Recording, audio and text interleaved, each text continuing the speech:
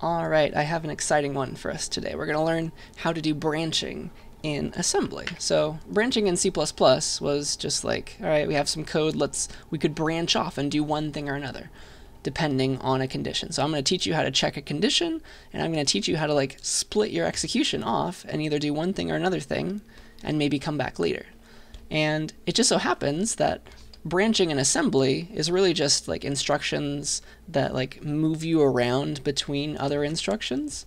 And so you could jump forward in your code, or you could also jump backward. And jumping forward gives you if statements, if else. Jumping backward will give you loops. So I'll also teach you how to loop today in assembly. So that's really cool. So before we get there though, I do want to talk about the counterpart to the write syscall, the read syscall. And if you remember, the write syscall, I got them both open right now, at least in ARM 64-bit ARM assembly, the write syscall was 64, and the read is right next to it, it's 63. All right, so let's look at write first. They're very similar. So write takes a file that you want to write to, and then you give it like an array of bytes, and how many bytes out of that you would like to shove into this file. That's what it means to write. And then read's kind of the opposite.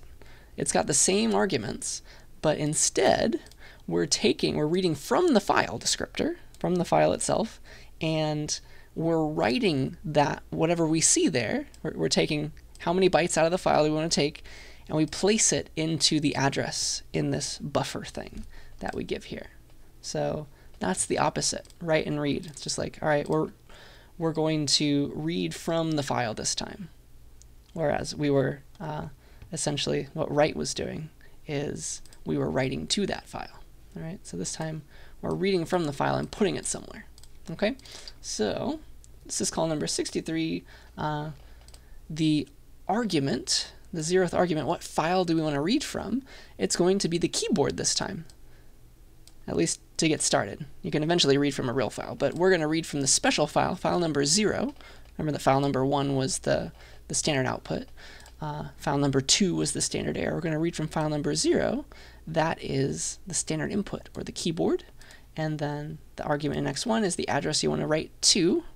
And the argument in x2 is how many characters, how many bytes, essentially, do you want to read out of this file thing and write to the address. That is, sorry, not in R1, but x1. Excuse me. So that's what's going on there. That's the read syscall. All right.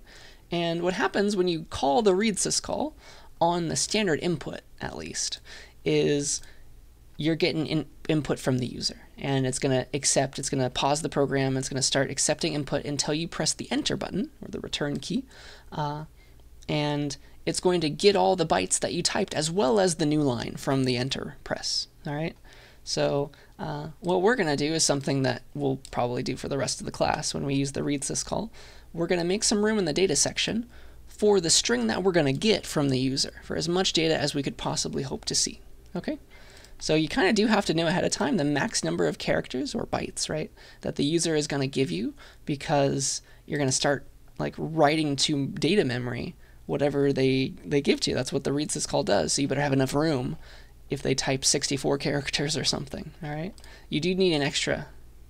Add 1 to your estimate, because you're going to get that new line as well, and that's not common in C++. But that we're just getting. This is what the low-level thing does. That's what we get when we do the read syscall. All right. So I have a good example to start us off and show us that working. Let's do a program that asks the user for their initials. So we're going to use the read syscall to get the initials from the user. So they'll type their initials, and then we'll print their initials right back out, but with some dots in between. So the user will type, like, here are my initials. My initials are LHN, and we're going to read that from the user, and then we're going to do some stuff with some like load bytes and store bytes, and put some dots, LH.N, make it pretty, and we'll print that back out to the user. A contrived example, I know, but it's a good one to see what read does for us. Okay, so let's use the read syscall to get the user's initials and then make them pretty and print them back out. So let's go to some code. Let's I don't know. Let's start with a file called initials.s, and I will steal lecture 3 is just like hello world.s. That'll be a good starting point for us. And it looks like I forgot to give the .s somehow. That's my bad. So I have a program just called initials dot right now. Let's move that into a file called initials.s. There we go. Much better. And so this is just the hello world program. So let's use this as our scaffold. All right. So I'll steal all these things. So read is very similar to write. All right, so first things first, if we're going to read, we have to have a place to read into. So let's have a place that we're going to read into as well as this, like the initials the user will give me. Let's just make some dummy space in memory. We need space for, like, everybody has 3 initials, let's pretend. Let's pretend everybody has a middle name, which I know is not true. But let's pretend that everybody's going to give us 3 initials, and then they're also going to type that new line. We need space for that new line as well. So I'll have another X there. So that's room for 3 initials and a new line. All right. And then we also have to ask the user to type their initials, and we should probably be nice about that and tell them what we want. So let's have a prompt. That is just another string. Prompt. Let's ask the user, enter your initials. And we got to print that out first before we ask them to give us stuff. So we do actually need to use write before we even use read. So let's print the prompt out first. And so let's steal most of this hello world thing. So this is the prompt we're printing. So load the prompt. Prompt. This is, oh no, I spelled it wrong. Address of string. And then how many letters are in this prompt? It looks to be 21 is what Vim is telling me. 21. So cool. That's how many things we want to print out. And we're not gonna break the line, because once we run the read syscall, just like cin, it'll start asking the user to type on the same line, which looks nice. All right. So now we'll read from the standard input. And so it's honestly very similar to this. Let me just copy the write syscall. Instead of 64, it's 63. The read syscall is number 63. And the file that we want to read from, file number 0, that's standard input, not output this time. Standard in. And then we would like to take whatever we get from the user's input and place it into the initials string. Hopefully they're going to give us, we only want 4 things, right? 4 things max, so that's what we're going to write into, all right? And then do the syscall. After the syscall is done, initials will be overwritten, the 4 bytes there, with whatever the user gave us. That's pretty nice, all right? And so just for fun, let's just print, just to see it working before we do the full program. Let's print what is stored in initials. All right, so that'll be the write syscall all over again. But we're going to print starting at, we're going to read the memory from, oops, the initials label onwards, not the prompt, label onwards. Initials, and there are 4 characters there for sure. So print them out. So print the prompt, read from the keyboard into the initials memory, and then we're going to print the initials memory right back out. So as initials dash o initials dot o, and then ld initials dot o, link it into a final executable.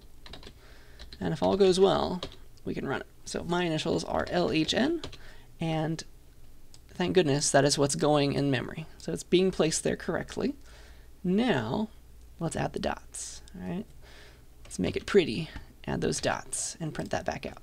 So the exit syscall needs to always go at the end. Otherwise, your program's going to start reading data memory as instructions. You need to stop the program always. That needs to be the last thing. So in between there, let's add those dots. Let's add dots to the correct spots in the initial string, but I think we need more room actually. So we only have four bytes to work with here. Let's make a blank space for us. Let's make a string called initials with dots, and it'll look like this. So ASCII, it's going to look like this. It's going to have some first initial, then a dot, next initial dot, last initial dot, and then a new line because we're eventually going to print that. And so I've got the dots hard-coded. All we really need to do is take whatever initial our user gave us, place the first character there, next character there, third character there. See that? We don't need to read the new line. Just those 3 characters, we need to like space them out. We're not even adding the dots, honestly. We're taking the old characters, the old initials, and placing them into the initials with dots string. Okay? So let's add, not dots to the correct spot, but let's, instead of that, let's add dots to the initials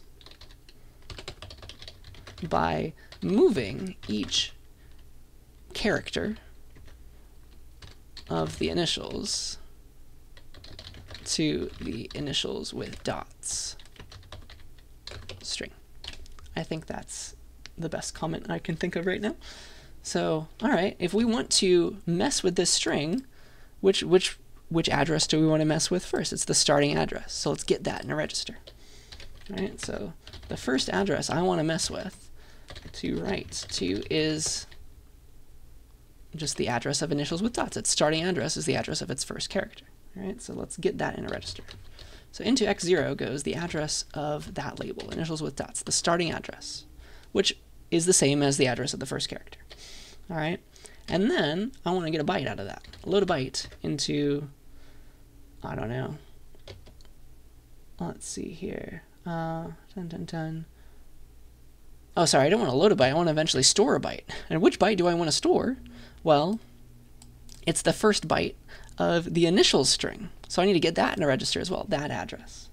All right, so that's the first address to write to is this place. We just got that. We also need the first address to read from. That's the starting address of the initial string. First address to read from is the address of initials, just initials by itself that we got from the user. Let's do that into x1. All right, so I want to take, essentially, dereference x1, store it into x0, that address held in x0. So we need another register as an intermediary. So let's load a byte into w2, I guess, because we can't mess with. Remember that if I said w1 or w0, that's messing with, that's clobbering. That's the technical term. That's clobbering x0 and x1 because w is a part of the x register. All right, so let's do w2 and be safe about it. So let's load the next initial, so x1. That's x1. All right, so what we just did is we said w2 essentially is star x1. So now the first character is now in w2. All right. And then that character, whatever it was, needs to be placed in this spot in initials with dots, which is x0 is holding on to the address of where I want to write to. So I want to store a byte, that same thing, that same character, into x0. Okay? So that's essentially, that did this. Star x0 equals w2. All right? So the first character has been put in initials with dots now. So we just did the right thing for those, and then we would like to advance our pointer. So now I'd like to read out of this second character in initials. So I want to add 1 to its address. And then I want to not go to this second character in initials with dots, but I want to go to the third character, because that's where I want to write to next. So I want to advance, that's going to be x0 by 2 rather than just 1. All right? See that? Let's keep that visible for you. So the next character, let's advance our pointers. Next character to write to is x0 plus 2. All right, x0 plus 2. And then the next character to read from is x1, just plus 1. It's just the next initial over. There isn't any dots yet there. But this one's plus 2. All right, so I'll just do an add instruction for each of those. So add into x0, 2, and then add into x1, sorry, just 1. All right, you could do the fancy loading if you wanted to. You can be like number sign 1 on the next one, but this is good enough. Let's just spell it all out and make it easy on ourselves right now. And then now, honestly, it's just these things over again, because now those things are pointing to the next character. Take the next character out and put it in to the right place in the next room for it in initials with dots. And so honestly, I just need to do this one more time, because that'll take everything I need and put it right where it belongs, right? So advance it again. The next character, the third initial now, is spot for it there is there, and then I want to go to here. So advance by 2 and 1 again. And so now I have stored all the right stuff in initials with dots. Let's print it out. Let's print out what is stored in initials with dots. Let's see if we did it right the first time. Always a struggle. Alright, so now we're writing to our standard output, starting at the initials with dots memory. And how many characters is this? It's 6 for the initials and the dots, and 7, an extra character for the new line. So that's 7 characters total. Cool. And that, I think, should do it. And this will work for any initials, as long as there's 3. LHN, L dot H dot N dot. Cool. And then if your initials are ABC, there it goes. So the read syscall is very low level. We said we want exactly 4 characters, and if you give more than that, A, B, C, D, E, F, it just, your program doesn't eat up the rest of those, which weird things happen, first of all. And then the EF, like, all right, because we read 4 characters, the EF was extra. It's like, it just gave it back to the terminal. Isn't that crazy? And it also took the enter. It also took the enter as well, which is hilarious. So you do have to be very careful about this. The syscalls are very low level. Gotta spell out exactly what you want there and hope you get no more. All right. So that's the first example. Let's see. And so yeah, we use load and store bytes. Let's, yeah, I think that was my full example. Sorry, I split it up into 2 different examples. So we got and printed the user's initials. That was just the first bit, example 1. And then we added those dots, example 2. All right. So now we're ready for branches. Now we're warmed up again. So before we talk about exactly how to split off, we have to talk about how to compare, because the idea of, like, I would like to split if today is Monday or Tuesday, I want to do one thing or another. How do you check that kind of thing? The first thing before you branch is really a comparison. And so there's a place, a special register inside of our CPU that's called the NZCV system register. It has a disgusting name, I know, but it's very useful for us. It's keeping track of what's true or false, all right?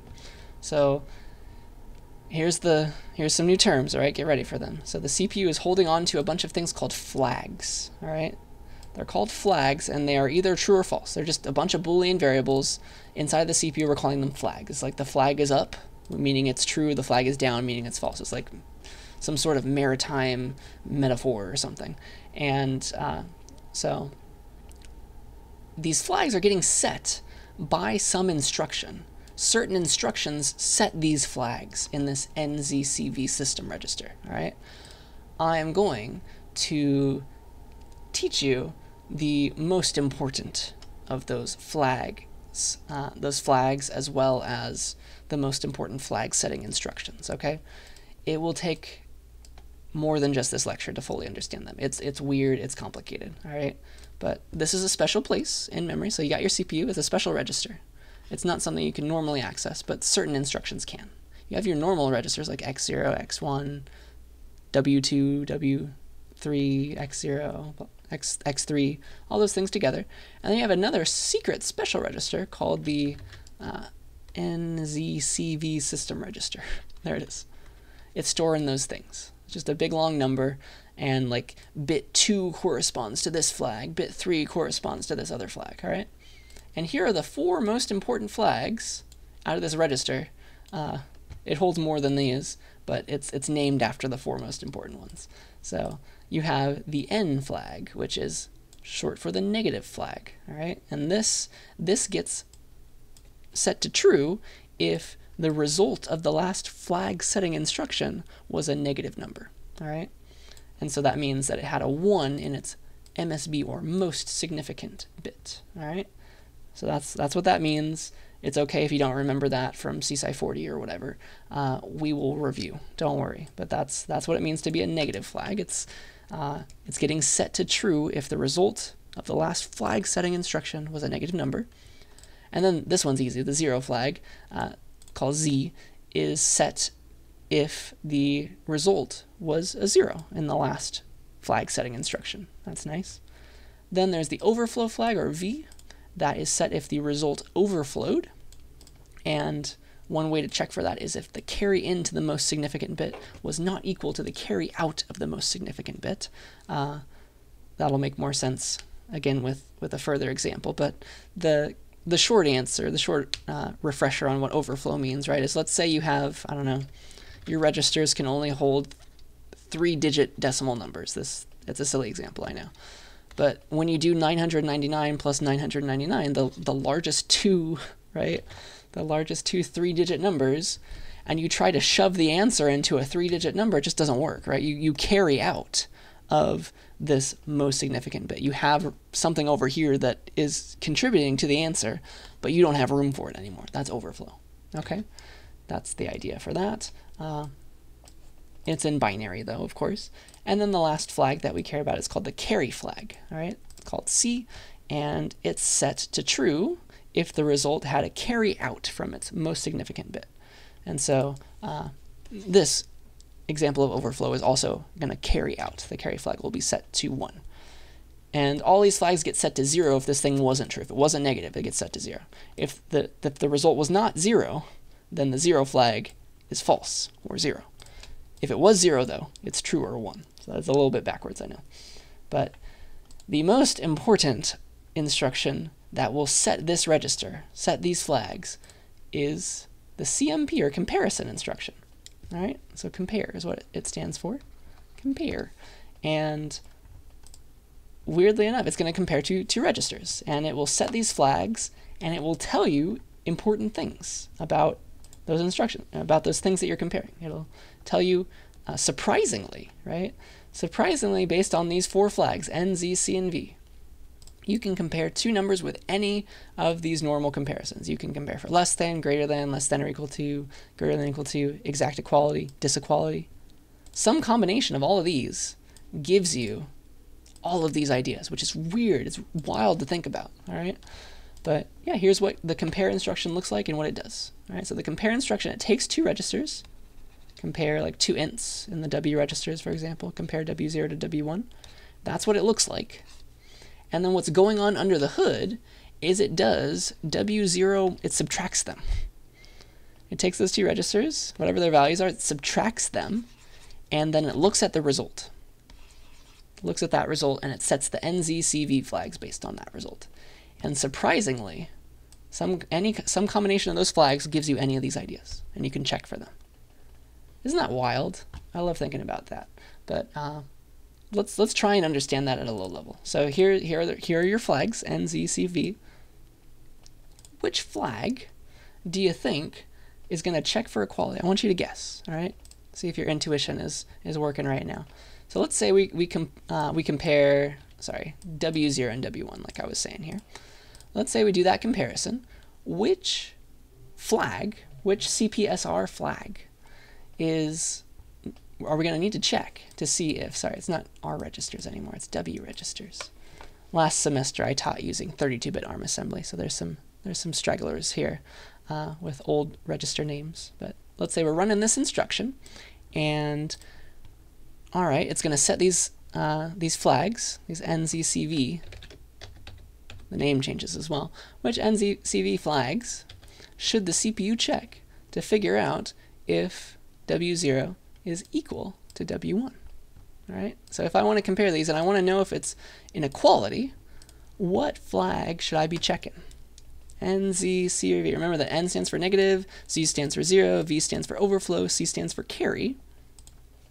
And what's going to happen when the comparison takes place, it's going to subtract W0 from, it's going to subtract W1 from W0, and that's this kind of math, right? So it's going to do that, and it's going to set these flags. Which one should be checked if we want to know, hey, were these two numbers equal? Do you see it? There's only one you got to check, and it's going to be the 0 flag. Do you see that? Because if these numbers were in fact equal, their subtraction is a 0. And we know that the 0 flag gets set if the result was a 0 or not. So this sets the Z flag to a 1, which is kind of counterintuitive, I know. But it's a 1 because the answer was 0, all right? So if you just look at the Z flag, if it was turned on, that means they were equal. If it was turned off, that means they weren't equal, right? It wasn't 0. Their subtraction wasn't 0. So that's one way to get equality and disequality, and hopefully that kind of convinces you that some combination of these is really going to give us all of these, which is crazy. Weird, all right? So here's the secret. Here's a big table that you're going to want to come back to later, all right? Here are a bunch of different codes that we'll be using, all right? These will be important later when we do assembly, but the meaning is more important right now, all right? So if you want to check for equality, just check if the Z flag was 1. You want to check for disequality, check if the Z flag was 0. And then here's greater than and less than. Apparently, if you just check, right, greater than, you got to make sure they're not equal. So one number is greater than the other if the Z flag is equal to 0 and the negative flag, whatever it was, 1 or 0, was equal to the same output as the overflow flag, surprisingly. That gives you greater than on signed numbers, numbers that could be negative. Weird. All right, so apparently, like, that's checking for greater than. And the order matters. If you're doing a comparison instruction, you want to check for greater than, it's like you're comparing this number and that number in order. So like if you want greater than, if you want to check if W0 is greater than W1, you do this comparison in this order, okay? That's what I mean by that. So same for less than, check these things. Yeah, these all exist. You can do unsigned checking. Those have to do with carry flags. And then check if the answer was negative, check if it was positive, just by checking the negative flag. Yeah, we'll probably be using mostly these guys. We like signed numbers, but isn't that crazy? Just those flags give you all these different kinds of comparisons, all right? So you do your comparison, and you want to branch based on its result. Here's how you do it. You use a B instruction. We already actually used one of those. We used the BAL, which was short for branch always. But now we have control, all right? So, okay. Do I want to give you an example in C++? Probably not. But there is a corresponding thing going on here. In C++ and in C, in fact, there's secretly a goto statement that we don't teach you because it's like some people have written a lot about it. Like some very strongly worded essays have been written about the goto statement in C and C++. Search for it if you want to learn more about it. But it's a little disgusting and it's very, very error prone. But legitimately in C and C++, you can do this. You can make a label, just like we were making an assembly. You can say label and then put a colon here. And then you can start writing C++ code, okay? And then sometime later, you can say goto label. This could be like above here even. It doesn't matter where it was. But that is going to jump you. You were here. It's going to take you right here and start executing this code again. That's looping, essentially. Looping without loops. So I'm going to teach you the assembly version because there's no way of getting around it. You have to use essentially the goto in assembly. And that is branching. So it's B, all right? B for branching. And you say B and then a period and then a condition code, all right? To branch to a certain label if your condition that you cared about was true, all right? So we already have seen BAL, B.AL, or just B for short. For that one, you can give nothing. And that just means branch there immediately. That's essentially your go-to, all right? But let's say we would like to do some code if one number is less than the other number. So the way you're going to do it is you're going to compare those things, the two values. They got to be in registers. Compare W0 and W1. It's supposed to be a 0, sorry. Compare W0 and W1, set the flags. And then, based on those flags, I would like to branch if W0 was less than W1. So I'll do a B.LT. And so that's why I have that picture here. BLT, and then go to some label. Does that make sense? This is going to be your bread and butter when you're writing assembly code, because you're always going to want to be branching based on conditions. So you have to, it's a two-step process essentially in assembly. You want to do the comparison. I want to compare W0 and W1, and if W0 was less than W1, so branch if it's less than, the comparison resulted in less than being true, please go to label 1, and it'll jump you there. So this is also called jumping, by the way. If this was not less than, if W0 was not less than W1, it won't take the branch. And so it'll just start running the code down here and just like pretend nothing happened. It will skip the branching. All right, so just kind of cross this off and continue with the rest of the code if it wasn't true. If it was true, wherever label 1 is, it's going to branch you there and start executing. Okay? I hope that makes a little bit of sense. Please yell at me. Come to office hours, yell at me. I will be happy to give more examples, but I'll give you a real example in code in just a second. All right, so let's do if-else. With branching, you can do if-else for sure. So let's turn this into assembly together. All right. I guess I've been showing you comparing W registers. You can also compare X registers. That's what we're about to do. So let's turn this into assembly. Check if x0 is 42. If so, increment x1. Otherwise, if that's not true, decrement x1. All right. So I think the best way to think about the assembly to get started is to like translate this out of C++. All right. So do a flowchart instead. Do you remember this? I did this in my like CSCI 40 classes if you took it with me, but hopefully you've seen this before. Like, let's draw a diagram for how this code would execute. It's like, all right, the first thing that happens to know which body we're going to go down is to check the comparison, right? So check, hey, is x0 actually 42? That's the first thing that needs to happen. And then, if it's true or false, we do one thing or another. If it's true, we'll do x1 plus plus. If it's false, we do x1 minus minus. And that's essentially how this code is going to execute. It's either going to, based on this, do this thing or this thing. One or the other. Never both. All right? And so, to translate this into code, the order is the same. The first thing we have to do is make this comparison. All right? So we want to compare, I guess, x0 to the number 42. And then, if it's equal, we're going to do b dot eq. Branch if they're equal to some label of our choosing. All right, we'll give it a name. But that is going to be our goal here. So let me show you that. Dun, dun, dun. I guess I'll copy and paste this. I'll make a new file called branches.s. And I guess a lot of this is useless right now, but do I want to get rid of all of it? I think I do, actually. Get rid of this, get rid of everything in the data section. We're just messing with registers right now, just for fun. All right, so here is, let's get the number 42 in a register. So let's actually put 42 in x0.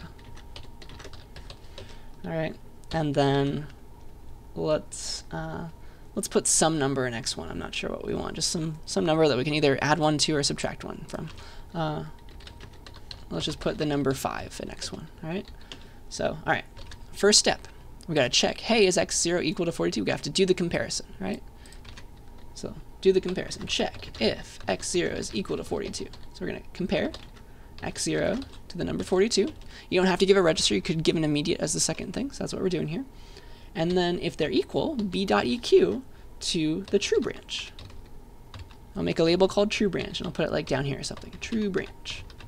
All right? So if they were equal, we're going to go here. All right, and then, all right,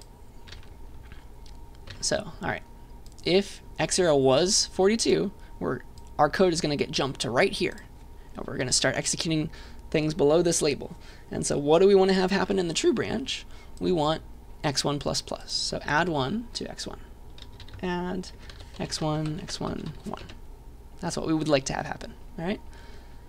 If x0 was not 42, this branch will not be taken, and so we'll just continue with this code. All right. So if x0 is not equal to 42, we're still here. We didn't move. All right. We didn't branch. We're still running this code. So we just continue executing instructions. Essentially, this is like the false branch. You don't need the label, but that's essentially what's happening right now. If you did not take the true branch, you just continue with this code, and you're hitting the false branch. All right? Oops. Call this false branch if you want, but it's really just like you're still here. And what do we want to have happen in the false branch? Well, subtract 1 from x1. Sub x1, x1, 1. All right? And that's it. We want to either take the true branch or the false branch, and then the program should end, right? That's it. That's all we would like to have happen. Never both. Right now, we will be doing both, unfortunately. All right, so look what happens if it wasn't true. If it was true, we jump here, add 1 to x1, bam, program's over. If it wasn't 42, though, if x0 was not equal to 42, we don't take the branch, so we continue down here. We subtract 1 from x1, which is what we wanted to do, but then we keep continuing. Labels don't count as code, but it keeps continuing, and it runs this next, even though it hit the false branch. So x1 just got 1 subtracted from it, and then we added 1 right back, so we did nothing at all. Okay, so if we hit the false branch, we would like to skip the true branch. Do you see that? That's important. That's really, really important, all right? Because right here, if we didn't do something right now, we'd fall through and we'd just keep running code, just like this. This one kept falling through, all right? So now we're done with the false branch. We don't want to fall through.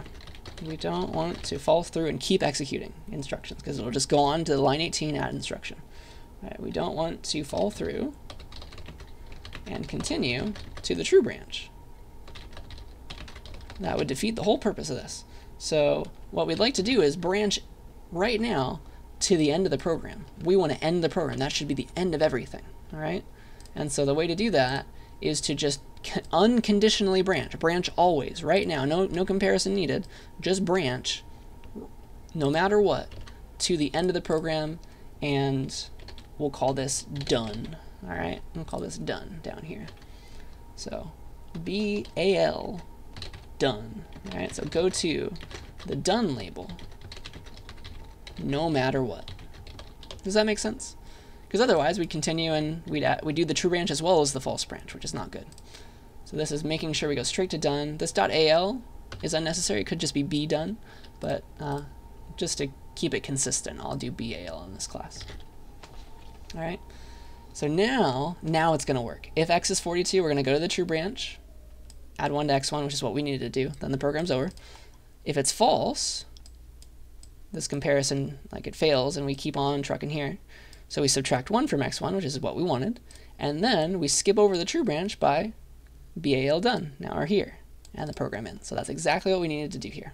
All right. So that's everything, and let's watch it work. We don't have a way to print numbers yet in assembly, so we're going to use GDB. So I'll do AS-G everywhere. Branches.s into .o, LD-G, branches.o, -o branches. And so I'll run this in GDB. GDB branches. Because if you ran this normally, even if I just say R for run, like, oh, program's over, because we're not printing anything. So I guess technically we could use the answer as an exit code, but that's fine. This is better. This is our exit 0. Exit with a return code of 0 in our dead branch, our done label. Let's look at the value of x1 when we get here. So the next instruction when we're done is line 22. The next real instruction line is line 22. So let's set a breakpoint on branches.s on line 22. And now I'll rerun the program. So now here I am, line 22, and I can print the value of x1. And it was 6 because x0 was 42. All right. So that was the true branch. It worked. x1 is now 6 correctly.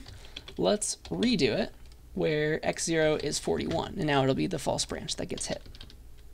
S, LD, run it in GDB, and we'll set that breakpoint. Break branches.s line 22. We'll print the value of x1, and it should be 4, and yes it is, because it wasn't 42 this time. So we successfully ran the false branch, and only the false branch. We skipped over the true branch with this BAL done. All right? This is a very key new concept for us, and I hope that makes sense. All right? Please yell at me if it does not, because we're going to be using this a whole lot. All right. I think the best way to do this, or to understand it, is to get some practice. So I think it's your turn to scratch your head around this. All right, give this a try. Turn this, please, into assembly. Do this kind of checks. All right, so let's pretend you are making a program that encodes the grade that a user gets. So their percentage, for some reason, is stored as an int in W0, and you need to check if it's in A, C, or F. Let's pretend there's no B or D. So if the grade in W0 is greater than or equal to 90, then set W1 to be the A character. You can load that immediately with a move instruction by doing this, number sign quotes A, single quotes. All right. Otherwise, if it's greater than or equal to 70, make it a C. All right. And then otherwise, if it's less than 70, right, then make W1 hold the F character. All right. So we'll do the flowchart together, and then I want you to translate this flowchart into assembly, please. All right. And you're going to do some greater than or equal to instructions. So that's going to be a branch. Let's pretend it's a sign number. So b.ge. All right. You're going to need that as well. So when you go on your own, it's b.ge that you care about. But all right, flowchart for this. Very first thing, like what happens in C++ when this gets executed? The very first thing you got to do is check, hey, is W0, is that greater than or equal to 90? Because if it is, I want to hit that first branch, right? If this is true, then W1 needs to get set to A. W1 needs to get set to the A character. All right, so anything above a 90 is an A. False. If it's not true, then all right, it's either C or F. I'm not sure which one though. So if it's between 70 and 89, I got another thing to check now. So now let's check if W0 is greater than or equal to 70. All right, that's another comparison. You see that? In the false branch here, you got to do another comparison because you're not sure yet if it's a C or an F. So it's like a nested kind of thing. If that's true or false, one thing or another. So if it's true, then that's a C, right? W1 equals C. And then if that was false, that's your else, right? If it wasn't true, then it must have been less than 70, and that's our F case. Bad grade. All right, so that's the flow chart, and that's what you got to get translated into assembly. All right, so you're going to use some comparisons, b.ge though, to check if it's greater than or equal to, and then to get A into a register, that's going to be something like this. Move, if it's always W1, right? Move W1 into W1, the A character. See that? So that's what you want to do. All right, so assuming you gave this a good try, let's copy this flowchart, and then I'll do it with you. All right, but please try it yourself. There's nothing better than trying it yourself. This is how you learn. All right, so all right, very first thing that needs to be done is this comparison. I need to compare W0 to 90. So compare W0 to the number 90. Why are my zeros so pointy today? There we go. Number sign 90. All right, we'll just do it on paper. And then, all right, that sets some flags. And depending on whether it's greater than or equal to, we want to do this guy or this guy. So, all right, if it's greater than or equal to b.ge, let's go to a label called A, and I'll just like put this down here, and we'll do A stuff down here. All right. And then, all right, well, what do we want to have happen when it's A? Well, we want to set W1 to the A character. So move into W1, the A character within single quotes. And then I think that's good enough for now. All right, so that's what happens when it's an A. We'll like jump straight to here and do that. Otherwise, if it wasn't greater than or equal to 90, then we're still in here, right? We fell through. We fell through because it wasn't true. And then what do we want to do? We want to do all this. Now we need to check if it's greater than or equal to 70. All right, so now we'll do another comparison. Compare, see that? Compare W0 to 70 this time, all right? And it's either true or false, so when it's greater than or equal to. So branch, again, right? Branch, if it's greater than or equal to, if this is true, we want to do something about a C, all right? Let's branch greater than or equal to the C label, all right? So we'll put that here. C label, and what we want to do when we get here, we want to move into W1, the character just C. And now we have a problem. Do you see that? A and C now are an issue. Let's say it was the A. We jumped here. We moved into W1 the A. Do you see how we're going to fall through and then say it's a C later? We want to make sure that doesn't happen. So that's why I left room here. If it was an A, we want to skip over messing with W1 anymore. So that's we've done it right already. So BAL done, let's say. Done. And we'll put done way down here after everything. Okay? That is gorgeous right there. That's going to fix it all. So now we're not going to do multiple bodies. So now we've skipped over. Now that solved that problem, right? And so, all right, if it was a C, all right, we do that. We jump here, W1, cool. And then finally, if that was false, if it wasn't a C, it needed to be an F. You see that? So if it wasn't a C, we're still here. We fell through, and that's our else case. That's our F case, all right? You could like BAL F if you wanted to and do it cleanly down here, but let's just get some practice with having it fall through, and that's our else case. So, all right, if we're still here, it's the F case. All right, so let's just put it right here. So we want to move into W1 F because that's the answer, and then we definitely don't want to fall through and have it be an A. You see that? Because that's what would happen if we didn't fix it right now. Because this is that's the next instruction after this one. We better make sure they don't happen together. So it's another BAL done. All right. So it's always one or the other. Once you've executed a case, do not fall through. Go to the end of the entire if-else. All right. The entire nested if-else. Does that make sense? And I hope you see like how useful this is, because like this is kind of sweeping some stuff under the rug. Because it is going to do this comparison first, and only if it wasn't true does it do this next comparison. So it really is nested like this, secretly. All right, so that helps. That's my hint to you as you're doing your labs and stuff. Let's move this in a little bit. There. So that's branching, and so now you can make any nested if-else as long as it needs to be under the sun. You're good to go. All right.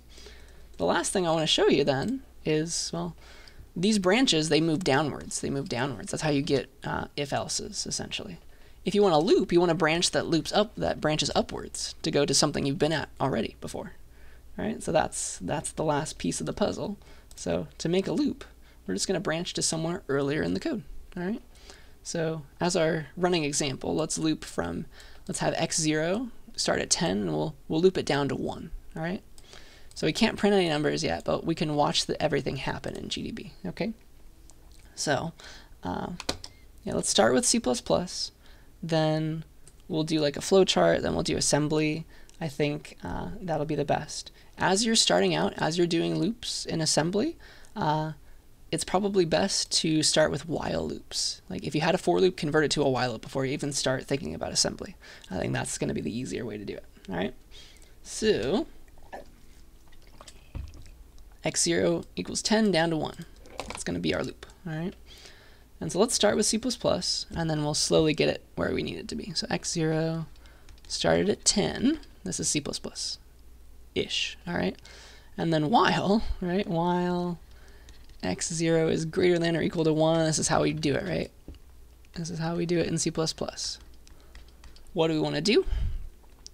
Well, probably print it or something, but we don't care about that right now. And then we'll do x0 minus minus, right? That's essentially the loop in C++ land. Let's take this and now make it a flowchart. All right, so the very first thing that needs to happen is set x0 to 10, because that's outside of a loop. First line. And then we come into the while loop. And how does a while loop execute? Do you remember? So a while loop is always going to check its condition and then run the body as long as that's true. And it'll keep coming back to check that condition until it's false. All right, so the very first thing a while loop does always is it checks its condition. Is x0 greater than or equal to 1? And if it's true, it runs the body. And our body, let's just say, is this. If it's true, it's going to run that body, which is x0 minus minus. And it always comes back to check the condition. That's just how it works. All right. I guess I'm using straight lines. Let's keep it like that. So as long as it's true, that's the loop, right? Check the condition, run the body. Check the condition, run the body. That's how you get looping. All right. That's what a while loop does. And then eventually, Like x0 will become 0. It will not be greater than or equal to 1 anymore. And so the second that condition is false, you come down here and you're done. That'll be like our done label. You do the rest of your code. Okay? So that is the flowchart, and this is now what we would like to translate to assembly. Okay? And let's get started, and then I have a little useful thing that's going to be hopefully helpful to everybody. So, gosh, how do I want to do this? I guess I'll steal this program. Why not? Loops.s, paste. Let's get rid of everything except for return 0. We like our exit with 0. We need that. Everything else is gone though. No data section. All right, here we go. So I want to loop from x0 equals 10 down to x0 equals 1. So the very first thing I need to do is put 10 in x0. So that's easy. Move x0, move 10 into x0. That's done. And then I want to repeatedly compare. Hey, is x0 greater than or equal to 1? If it is, run this body here. If it's not, we're done. Does that make sense? So that's going to be our loop. So we're going to compare x0 to 1. And then it's like branch if it's greater than or equal to like loop body or something. And you could do it this way. You honestly could do it this way, but my hint, to keep things looking as close to C++, as close to higher level code as possible, it's better to do it backwards, all right? A very good pattern is to use the negation of what you really want to check. So instead of checking for greater than or equal to, what's the exact opposite of that? It's like the opposite of greater than or equal to is strictly less than, right? Greater than or equal to, the opposite of that is less than, strictly less than, if it's false, right? Do that, check for less than instead of greater than or equal to, because then if you fall through, your opposite was false, right? Which means the real thing you wanted was true, and then falling through becomes your body. All right, try it this normal way, try it loop body way, and then I'll show you like why it's better the other way, all right? So do it that way, do it the GE way, but I honestly swear this is much better, all right? This is much better. So b.lt, if it's less than, that means it was false, right? The thing I really wanted, it's not greater than or equal to 1 anymore. So if it's false, we're done. BLT, then will be, we'll call it done. And then done can be the end of the loop down here. Done. All right, and so this, again, this is the opposite of the loop condition. We want to exit the loop when this is true. Does that make sense? That's going to mean now, if we fell through, if we're still here, it was GE. You see that? That's the beauty of it now. It makes it look a whole lot more like the while loop in C++. So now this is the loop body. If we're still here, it must have not been less than, it must have been greater than or equal to. Isn't that beautiful? And so what do we want to do when it's greater than or equal to? We want to subtract 1 from x0, sub x0, x0, 1. And then we have to program in this arrow. This is a programmatic thing now. It's not by default.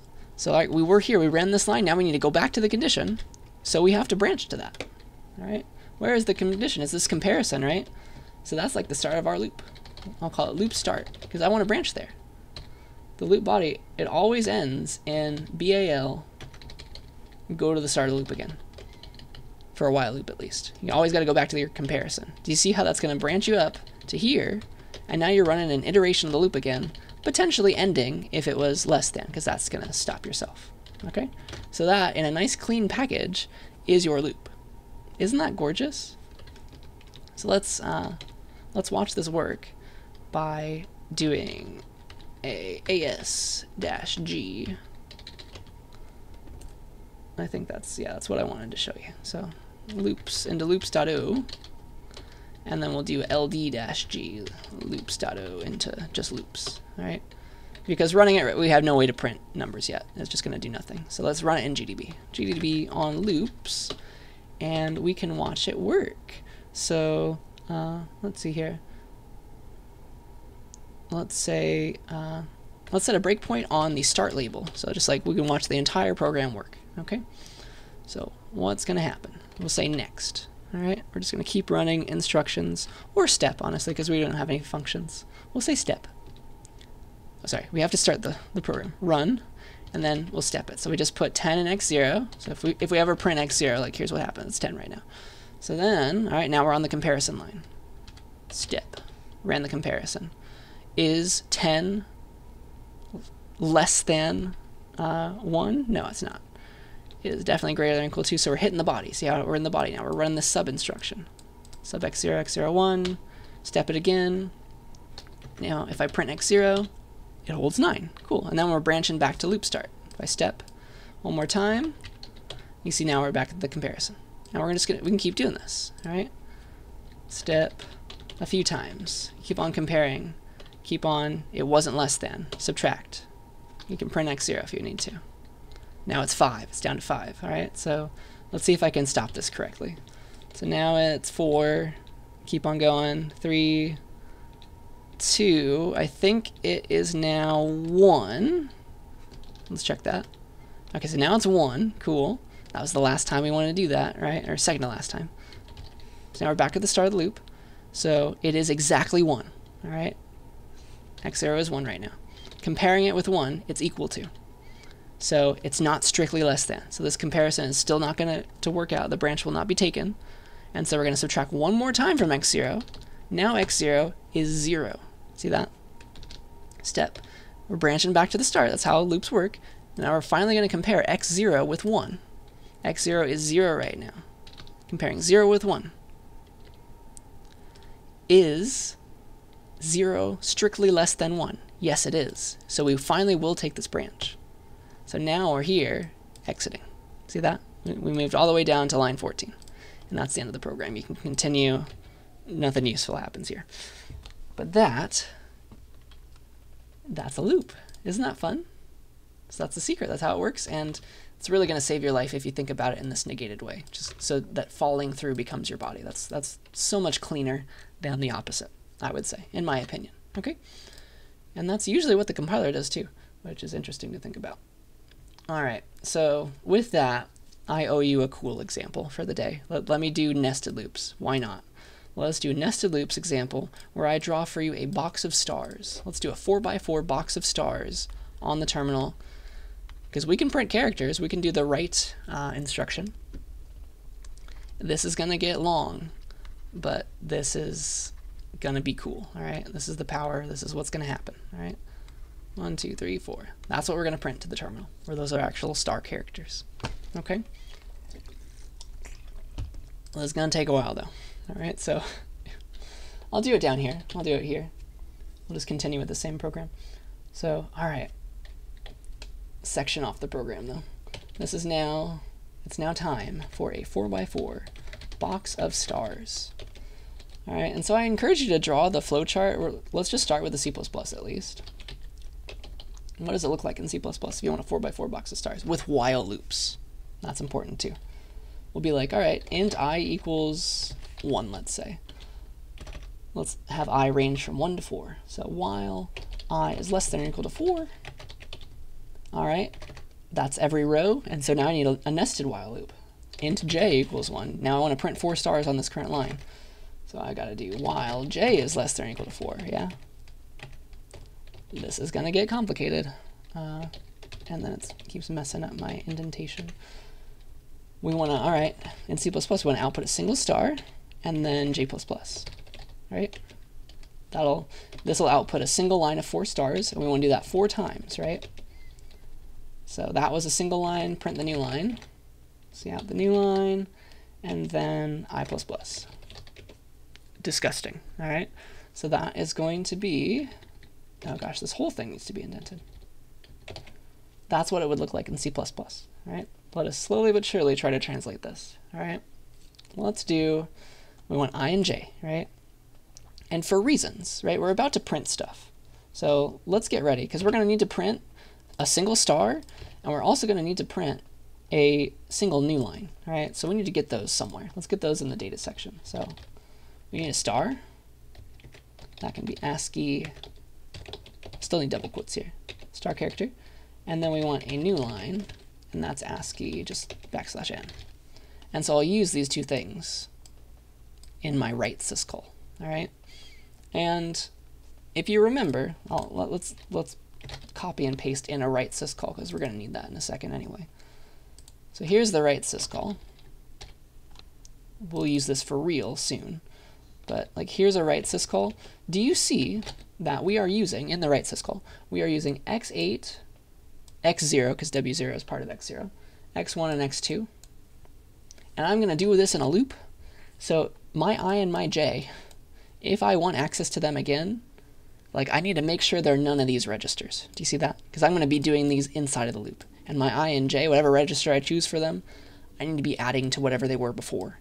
So doing a syscall clobbers x8, w0, x1, x2.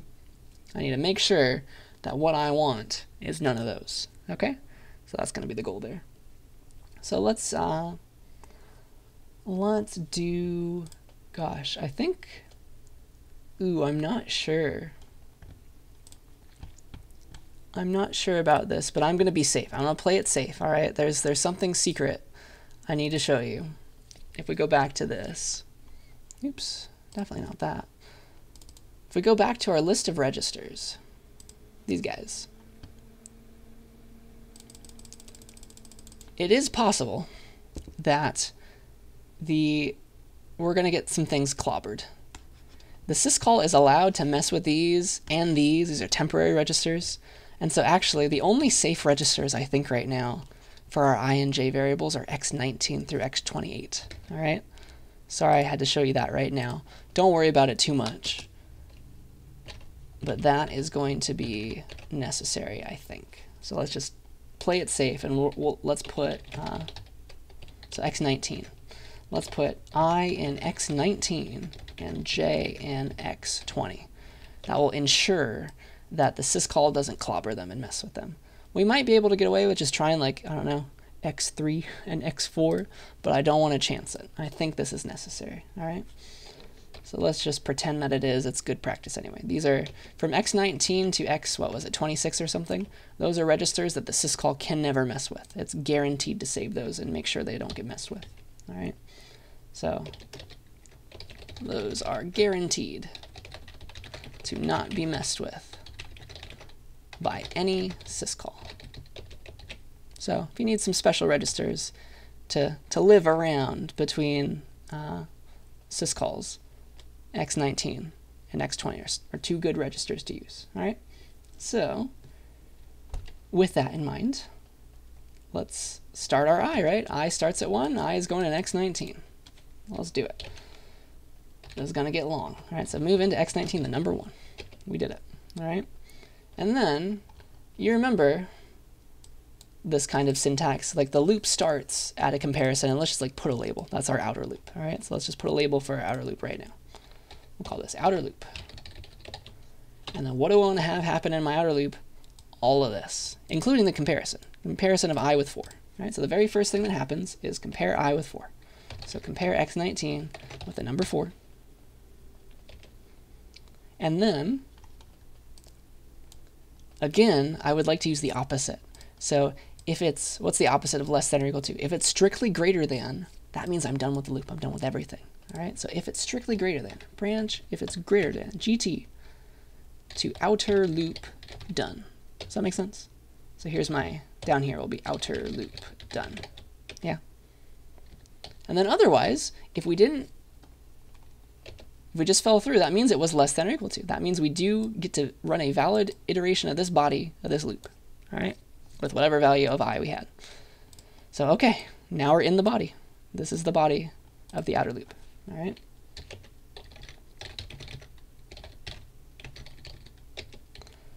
Here we are. What do we want to do? We would like to, all right, first thing we got to do is set j to 1. J is going to go in x20. Set x20 to 1. All right, and then we have to compare, because again, we're going to run this while loop. Disgusting, I know. So, okay, while j is less than or equal to 4. So, all right, this is now the start of an inner loop. this is going to get a little disgusting, I know.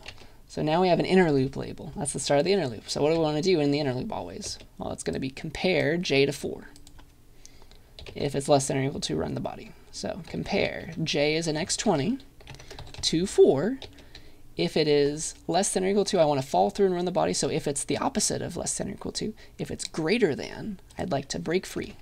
So branch if it's greater than to the end of the inner loop. Does that make sense? This will be inner loop done. And I need to place that down here somewhere. So I'll be like inner loop done. Just like that. All right. This is getting complicated real fast. Let me actually put the C++ code over here so you can always see it. But here I am. Here is like the bounds of the inner loop. So if we are still here, if it wasn't greater than, we're still here. This is now the body of the inner loop. All right, that's what's going on there. And what do I want to do in the inner loop? What do I want to have happen? I would like to print a single star and advance j. All right. Oh gosh. So, all right, let me just indent for all this. It's going to get a little complicated. So I would like to print a single star, and then I would like to increment j. So how do we print a star? That's going to be this write syscall that I so conveniently saved right here. I'm going to use indentation to my advantage here. So how do I print a single star? It's this. I would like to print in our data section is this star, and it's just one character, so 1 byte. So print to standard out. From the star characters memory onwards, just 1 byte, so just the star character, write syscall. So that prints a single star, all right? And then I want to increment j, because that's my j++, and j lives in x20, all right? So that is going to be add x20, x20, 1. This is a little disgusting, I know, but this is, if you want to learn assembly, this is the kind of complicated stuff you got to figure out. This will really help you, I promise, all right? So that's that. And then, all right, that was the body of the inner loop. The last thing that every inner loop must do is jump back to the start of the loop. And it's this inner loop that's iterating 4 times, right? So we're going to jump back to the start of the inner loop, all right? Because that's the loop we're in right now, the inner loop. Even though we are in an iteration of the outer loop as well, the closest loop we care about is the inner loop. So BAL, inner loop. All right, so that's the body of the inner loop. This is going to iterate a bunch of times, and we will have printed 4 stars. And then once it's done, right, inner loop done, we're out here. All right, so let's keep that here. So once the inner loop is done, so now the inner loop is finished, what else do we need to do? We better print a new line. Right, print a new line, and then advance I, increment I.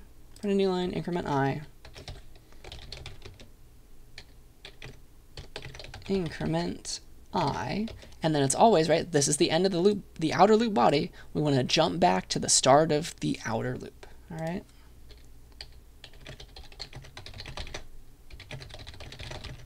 So this is the outer loop, and this is the inner loop. All right, can we do these things? So, all right, how do we print a new line? It's going to be this again. Instead of printing the star memory, it's going to be printing the new line memory. Single character still, single byte. New line. Increment I. I was in x19. Here it is saying that. So that's increment. All right, that's going to be, I guess this is 1 less indentation level, isn't it? And then I is living in x19, so add x. Oh my gosh, I'm sure you were yelling at me this whole time. It's not x0 for j. I'm just so used to using x0. It was x20. Sorry. And then this is x19 for I. All right, so did that. All right, how do you jump to the back to the start of the outer loop? That's going to be a BAL. That's going to be outer loop, because that was the name I called it. See that? At the top here. All the way back to this outer loop. And I think that was it. We systematically did it all. I hope you saw that. I think we did it right. And then once the outer loop is done, like we've gone through everything we needed to do, boop, and then we move on to just stopping the program. The program's over. So in theory, all this code, definitely study this. This is a great example to study. I think it'll be happy. Let me not eat my words. Let's see if it works first. Because there's too much here for it to be right the first time. We shall see. Ooh! Oh yeah! Props to me, man. So here we have a 4x4 box of stars. Highly encourage you to look at this in GDB, step through it, see it working, but wow. We did it. We did it. There's a lot of code there. Started with C++. Here it all is at once. See if I can show it all to you at once. Bam. Including the data section. Not really. Whee! There it is. There's the actual part of the loop at least. Zoom in on that. That's pretty cool. Alright. So that's my complicated example for the day. It's a great one to study. Alright, so that's loops. And yeah, I do want to tie this all back to our architecture lecture because if we remember, there's that special register called PC, which was the address of your current instruction. PC is always, it's a special register that holds the address of your current instruction. It's called the program counter. And what that means to us with our newfound knowledge from today is that every time we use a branch instruction, it's essentially setting the program counter, because normally the PC is going to be like, all right, I'm at this instruction right now in memory. PC is pointing to this place, to this instruction. Like here's all of our instructions in order. PC is pointing here. By default, right, the next instruction is here, but a branch instruction is like, all right, you're going to some weird place. You're going like way down here. It's like when you branch to done, for example. It sets PC to something that it wouldn't normally be, because that's telling it, all right, this is your next instruction. Here you go. Go and run that. That's how the CPU is working. That's how it's operating. All right. So you used to have fine-grained control. You used to be able to actually talk about PC instead of BAL done. Like on ARM32, for example, you could do something like this. You could set PC to an address, and like that was accessible to you. Unfortunately, that is not something that's allowed in 64-bit ARM land and on several architectures, but it was possible in ARM32, which is kind of cool to think about. But yeah, that's something to have in the back of your mind, I would say. Branching, what is it doing on the CPU? It's just setting the program counter, right? The comparison, just like we were talking about comparisons, the comparison is setting these NZCV flags in this special register, and then based on that, the branch instruction is setting PC. And that is going to tell the CPU which is the instruction that I want to execute next. That's all it's doing. All right. It's very simple once you think about it, once you zoom out, but it is kind of complicated once you're in the weeds here. But that's my job, to get you to zoom out in this class. So, okay, I think that's what I wanted to say about branching.